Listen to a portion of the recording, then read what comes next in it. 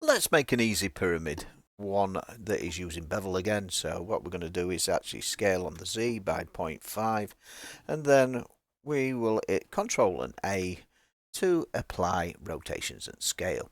So we've got this. What we're going to do is actually select the top face and Control and B just to add a bevel to this, just like so.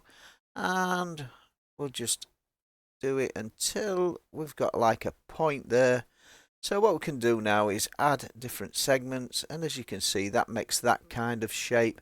But say you wanted this to be a pyramid, you can just go on to custom presets and of course make this into steps. Right, the more steps you want on your pyramid is entirely up to you, but all you've got to do is apply the preset, just like that. There's also other presets in here, so you can do a cornice moulding if you wish, which is a bit like the actual tops of posts you get in your garden, so that's just another thing you can add using the bevel modifier to make yourself either a pyramid or the top of a post.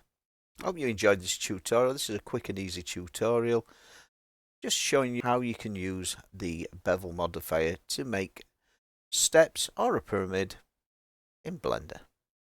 Like, subscribe and hit the bell.